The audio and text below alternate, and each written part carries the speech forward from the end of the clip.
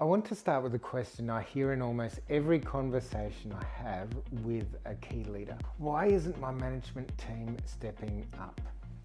Now, before we go anywhere near that question, I want to ask you a different question first, which is going to help us diagnose.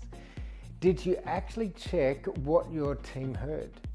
Or are you assuming they heard what you said? See, you've built the strategy. You've said it out loud more than once probably. You believe in it, and a few months later it looks like it barely made it out of the room where you announced it. Here's what years of sitting across from leaders like you has taught me. Leadership is rarely as black and white as a single reason for an issue. But before you look at the manager, the diagnosis usually needs to start with you. So 3 questions, and in this order. Firstly, did I communicate this in a way my team actually understood? Not just the way I found clear.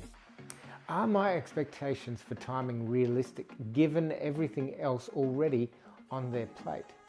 And thirdly, did I ever ask my manager to hand the plan back to me in their own words so I could hear whether it landed the way I meant it? There's a well-known study published in the Harvard Business Review that looked at exactly this. Donald Sull et al. Surveyed thousands of managers and found that fewer than 1 in 3 middle managers could name even one of their company's top 5 priorities, even though nearly 90% of those same managers believed their leaders communicated the strategy often enough. Frequent communication and real understanding turned out to be 2 very different things. I call the space where that gap lives the translation layer.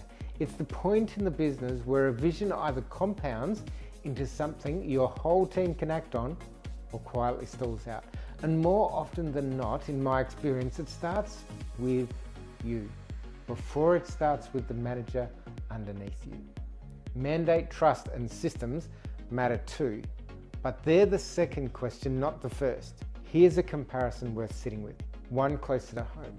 In the early 2010s, Woolworths partnered with the US hardware giant Lowe's to launch Masters Home Improvement, a direct challenge to Bunnings, backed with serious capital and an ambitious strategy to take market share fast. On paper, the strategy was sound, but at store level, it fell apart.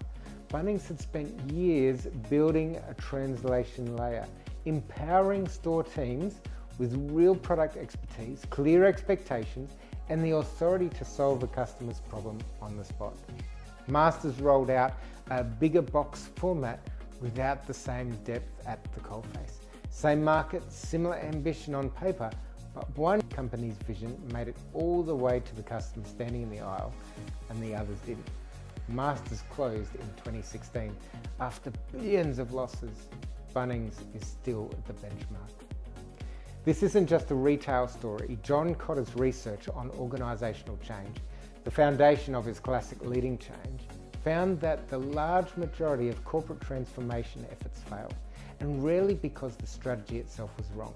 They fail in execution at exactly the layer we're talking about today. So this season, we're not going to spend our time asking what's wrong with your managers. We're going to start with what's actually in your control.